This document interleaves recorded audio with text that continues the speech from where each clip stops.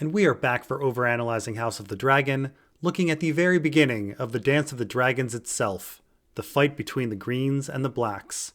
It has only been hours since Viserys has died, and the Green faction has convened a small council, known as the Green Council, where they conspire to put Aegon on the throne ahead of Rhaenyra. And so let's continue. Queen Alicent echoed him. "Nor will they spare my children," she declared. "Aegon and his brothers are the king's trueborn sons, with a better claim to the throne than her brood of bastards. Daemon will find some pretext to put them all to death, even Helaena and her little ones. One of these strongs put out Aemon's eye, never forget. He was a boy, aye, but the boy is the father to the man, and bastards are monstrous by nature." And so here the coordinated argument against Rhaenyra's claim continues. If you remember last time, Tywin Lannister's argument was that time had passed and oaths were no longer binding, which may or may not be true, but also Tywin isn't a lord nor master of laws.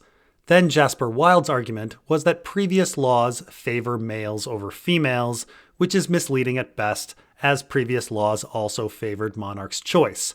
And then Otto Hightower's argument was that Daemon would be the true ruler, and a cruel one, which was based on his decades-old assessment of Daemon. And we also find this assessment to be untrue, as Daemon generally dutifully followed Rhaenyra. Which brings us to Alicent. She argues that the Black faction will kill her children because her children have better claims than Rhaenyra's children, which is an argument that has problems on so many levels. First of all, as we've been over quite a few times, there is no real evidence that Rhaenyra's children are bastards, and even if they were, there is no evidence that many people believe this outside of the Green faction. But even if they were bastards and everyone believed that they were, the children are not the one whose claims are in question. It's Rhaenyra's claim. She is the one who's going to rule and will be ruling for decades to come. It's Rhaenyra's claim against Aegon's and not her son's. Alicent has bait and switched the argument, as if she agrees that Rhaenyra is the true heir. But even if we were talking about Rhaenyra's children versus Aegon, Rhaenyra does have Aegon III and Viserys II. No one in the story believes them to be bastards. So after Rhaenyra ascended the throne, no one would see Aegon II as a possible heir. It would either be Jace or Aegon III. And so Alicent hasn't really put forward any good argument that her children will be killed. If one were going to make an argument, it would be that Aegon, Aemond, and Daeron are males, and Rhaenyra would kill them for threatening her claim, as she's a female. But that's not the argument Alicent makes. She makes the argument that the murders would be over the bastardy of Rhaenyra's children. And she doesn't even say that Rhaenyra would do it. She says that Daemon would. That Daemon would kill Alicent's children to put Rhaenyra's bastards on the throne, which doesn't really make much sense, as Aegon III and Viserys II are his trueborn children with Rhaenyra, supposedly. Yes, his daughters are betrothed to Rhaenyra's sons, but Daemon has his own children too. Why wouldn't he put them on the throne directly? And what possible motivation would anyone have to kill Helaena? She is way behind everyone else in succession, including Rhaenyra.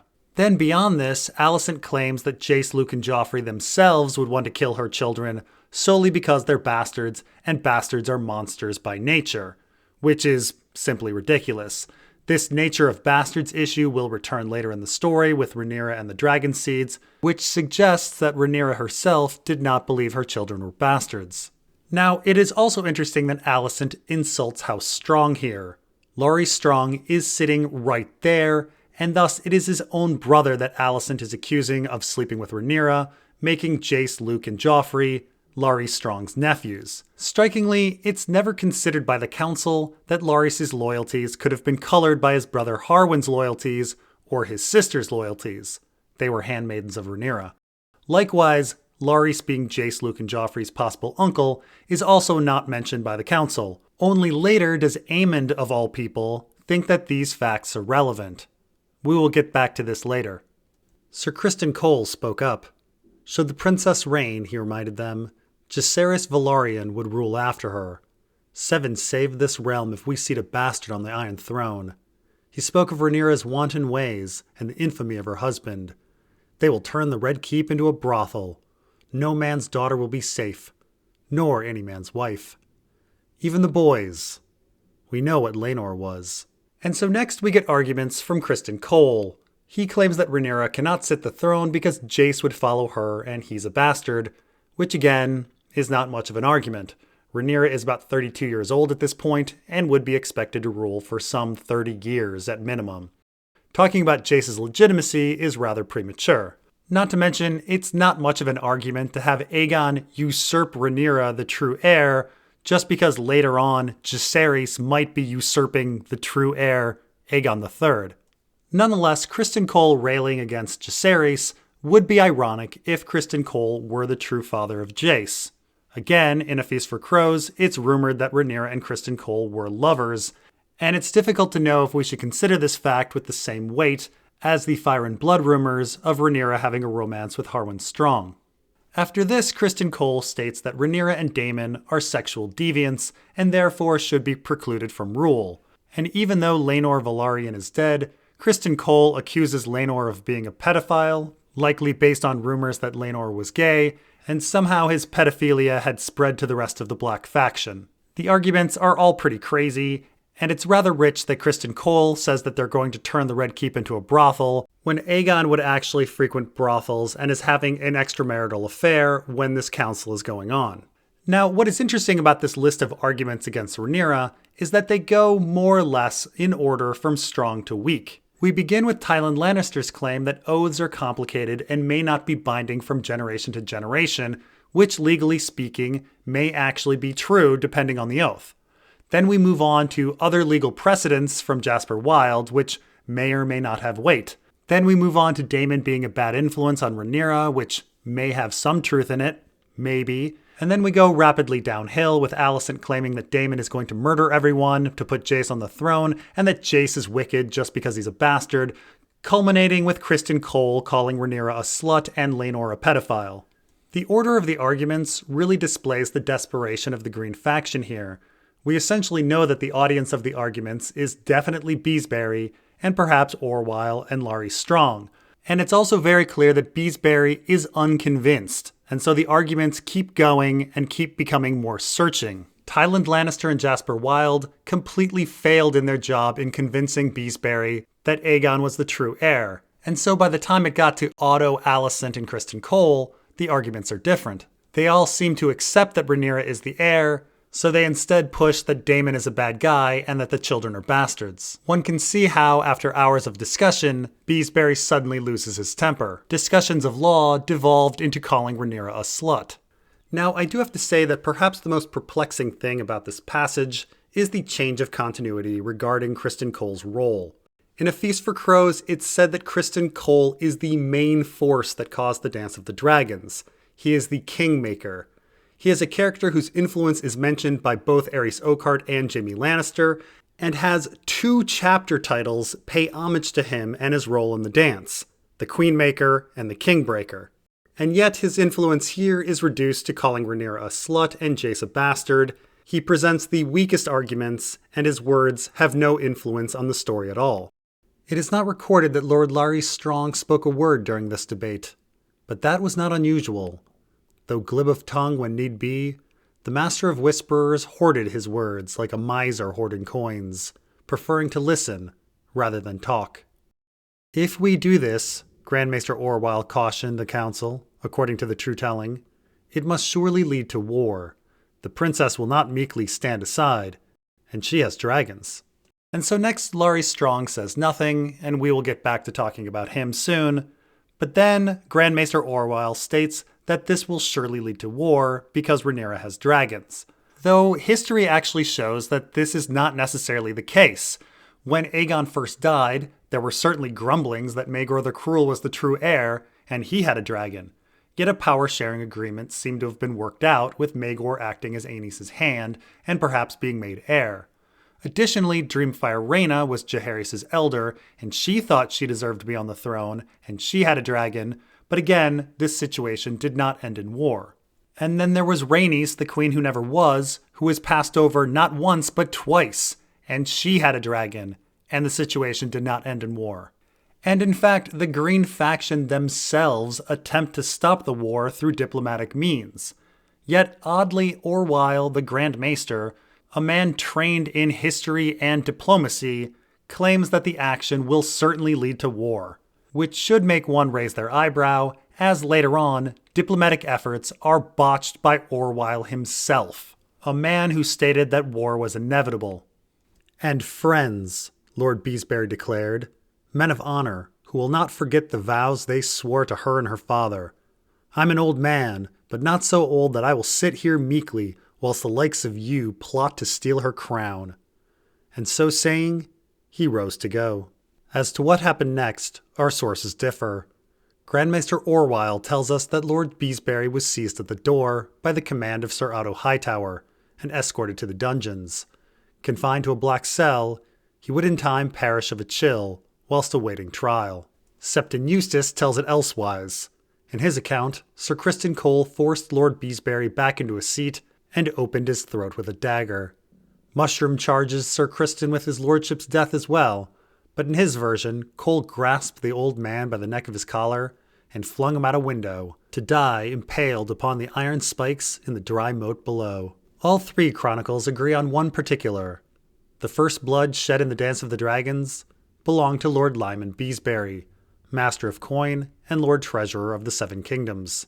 It should be noted that most of this is added for Fire and Blood. In the original Princess and the Queen, Criston Cole simply forces Beesbury back to his seat and opens his throat, and that's the end of it. Septon Eustace's account, which is the most logical account, is presented as fact. But here in Fire and Blood, we get a he said, she said, with Orwyle claiming Beesbury went to the dungeons, Eustace claiming Beesbury's throat was opened, and Mushroom claiming Beesbury was thrown out a window. Now, we can pretty readily throw out Mushroom's testimony. Had Beesbury been thrown out a window, Eustace would have seen it or heard about it, and the two men's accounts would agree. Likewise, Orwyle's account seems unlikely, though technically not impossible, as he also claims that Beesbury is the first to die in the war.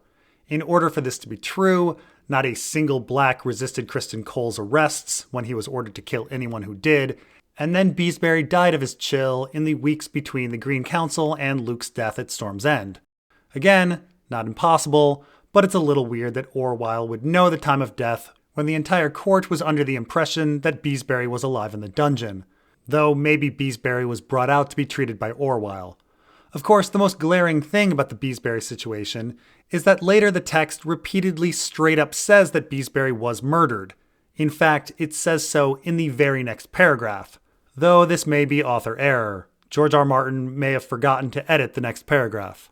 No further dissent was heard after the death of Lord Beesbury. The rest of the night was spent making plans for the new king's coronation. It must be done quickly, all agreed, and drawing up lists of possible allies and potential enemies, should Princess Rhaenyra refuse to accept King Aegon's ascension. With the princess in confinement on Dragonstone about to give birth, Queen Alicent's Greens enjoyed an advantage. The longer Rhaenyra remained ignorant of the king's death, the slower she would be to move. "Mayhaps the whore will die in childbirth," Queen Alicent is reported to have said, according to Mushroom. And so, as I mentioned before, now suddenly Beesbury is absolutely dead, which contradicts the previous paragraphs which say that Orwyle might be alive. Regardless of Beesbury's true fate, this is some sloppy editing on George R. Martin's part. No one, not even Gildane, would be so clumsy to present a mystery and then undermine the mystery in the next paragraph. George R. Martin seems to have added the he said, she said tales and then forgot to edit this paragraph appropriately, which is odd as this paragraph was edited some. George R. Martin felt it necessary to attribute Alicent's mean words, hoping Rhaenyra would die in childbirth, to Mushroom. There was no attribution in the original Princess and the Queen. No ravens flew that night. No bells rang. Those servants who knew of the king's passing were sent to the dungeons. Sir Criston Cole was given the task of taking into custody such blacks as remained at court, those lords and knights who might be inclined to favor Princess Rhaenyra. "Do them no violence, unless they resist," Sir Otto Hightower commanded.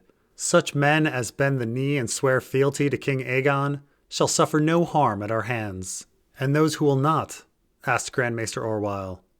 "Are traitors," said Ironrod, "and must die a traitor's death." And so this section highlights the fact that the Greens wanted to jump the gun on Rhaenyra when it came to the war. This head start was essentially done to help with two things. 1. Planning a quick coronation for Aegon, and 2. Getting Aemon to Storm's End to secure their alliance with House Baratheon. Then Criston Cole is ordered to round up Black supporters and kill those who resist. None do, apparently. Later on, we actually find out who all of these lords were. It's Lord Butterwell, Lord Stokeworth, Lord Rosby, Lord Hayford, Lord Merryweather, Lord Hart, Lord Buckler, Lord Caswell, and Lady Fell. It's so many lords and ladies that even the High Septon has to ask where they are. Lord Larry Strong, Master of Whisperers, then spoke for the first and only time. "Let us be the first to swear," he said, "lest there be traitors here amongst us." Drawing his dagger, the clubfoot drew it across his palm. "A blood oath," he urged, "to bind us all together, brothers unto death." And so each of the conspirators slashed their palms and clasped hands with one another, swearing brotherhood. Queen Alicent alone amongst them was excused from the oath, on account of her womanhood. And then we get this very interesting scene where Larry Strong suggests that they take a blood oath to prove that there are no traitors amongst them. Now obviously this is done to add some creepiness to Larys and the whole scene, but it's a fascinating action from Larys himself. And so let's finally talk about Larry Strong. Larry Strong is without a doubt the most mysterious character in the Dance of the Dragons, whose loyalties are repeatedly questioned by the characters in story. He is of course meant to parallel Varys from our contemporary story, but Varys' loyalties are actually fairly clear. It is vexingly difficult to judge who Larry serves. At times he even acts in ways that seem to go against his own self-interest. His father, Lionel, had been handpicked by Otto Hightower, and had studied at the Citadel, making him look like a Green supporter, but we are told that Larys' brother Harwin was a Black supporter. And at times, Larys seems to act for and against both factions. It's possible that he's simply insane and our author included him as an agent of chaos, and it's also possible that he is acting in a way to extend war and eliminate the Targaryens. Regardless, it seems Larys eventually did poison Aegon II, which means this whole blood conspiracy pledge meant absolutely nothing to him. This was simply a show, an action to make himself seem more dedicated and trustworthy to the other people in the room. Something he likely very much needed, as he was the brother of Harwin and seen as the uncle of Jace, Luke, and Joffrey to the Greens. Now the nature of this blood oath is something that is quite interesting. Larry states that the action of oath-taking will make them brothers until death, with Alicent curiously excluded. This evokes the other lifelong brotherhoods that we know about. The Kingsguard, the Night's Watch, the Maesters. Orders that pledge oath of service until death, but strangely keep out women. And they are taking an action to preserve a monarchy that keeps out women, in this case Rhaenyra. Of course, in practice, we find all sorts of characters who don't take their Kingsguard, Night's Watch, or Maester oaths very seriously.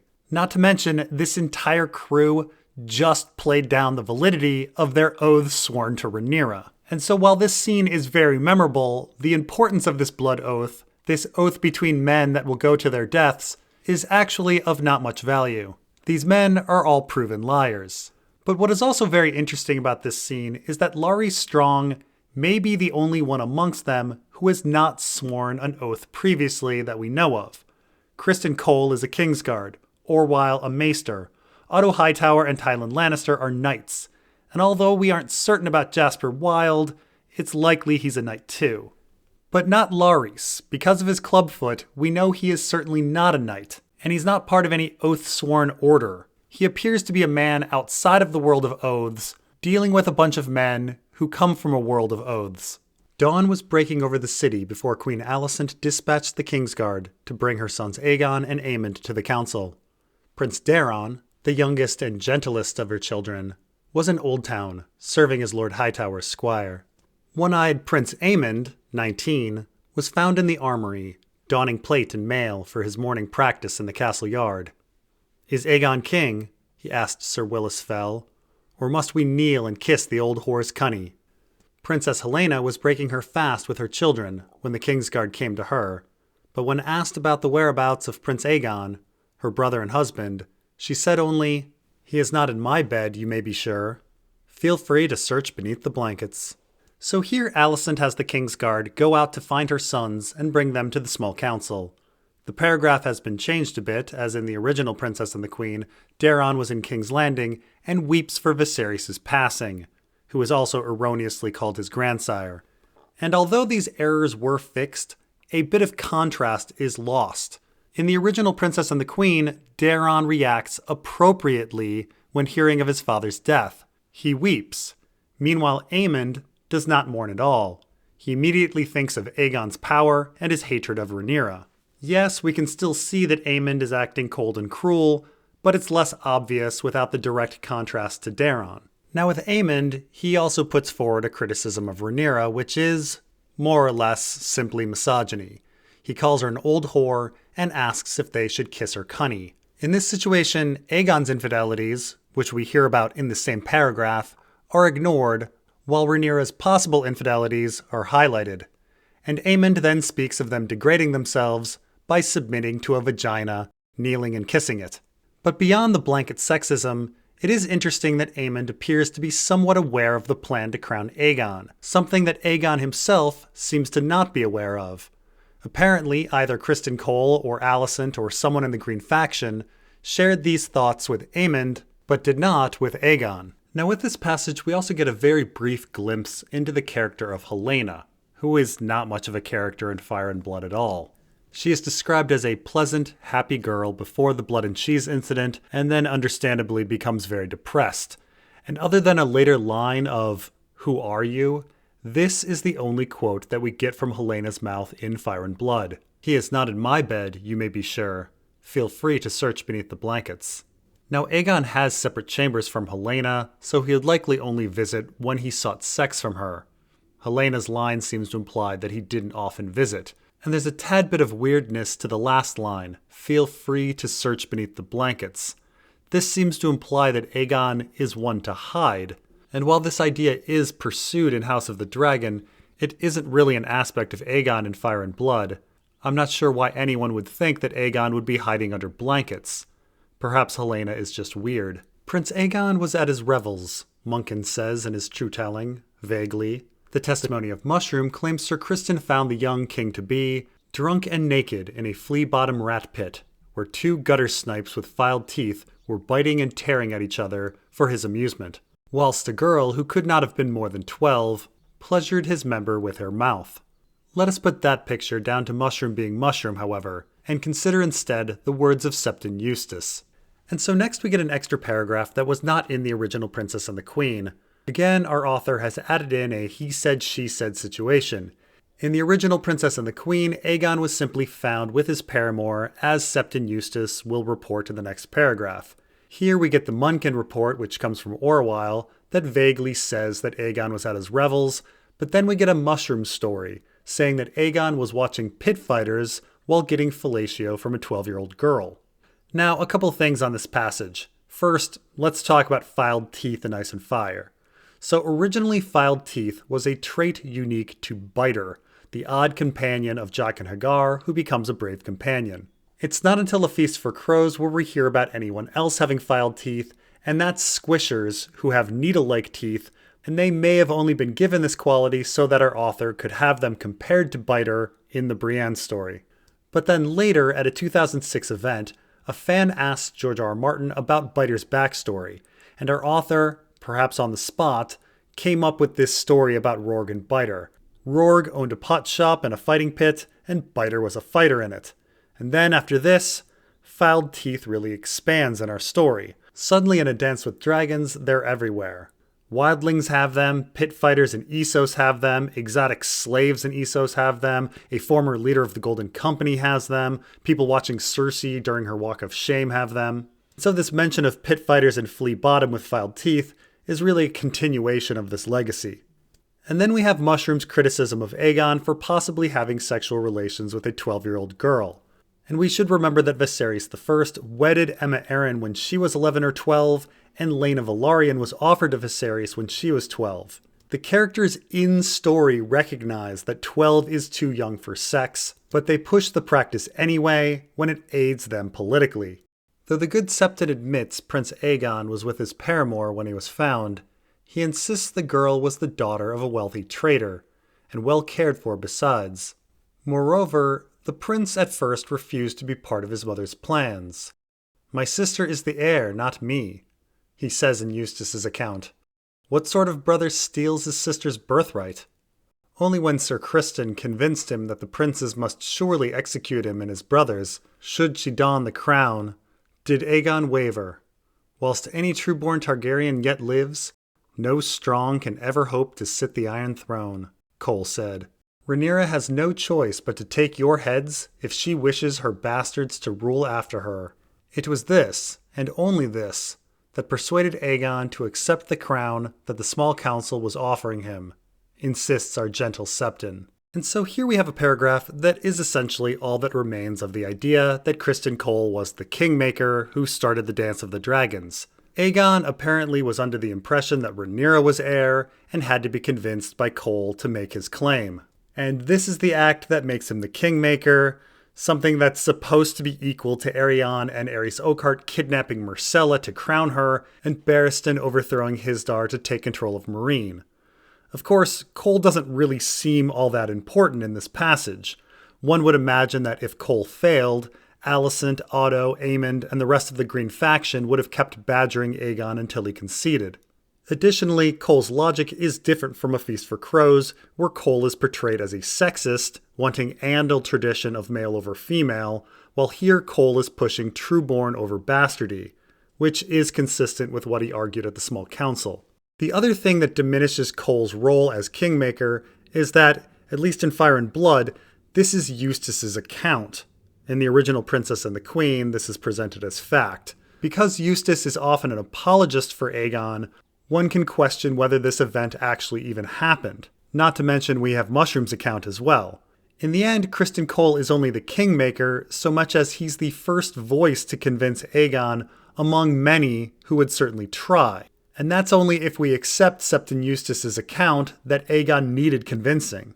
All of this is a far cry from the Kingmaker described in A Feast for Crows, who caused a war by setting brother against sister. And this is a good place to stop. We'll continue on with the Green's first actions in part 31. Thanks for watching, and we'll see you next time.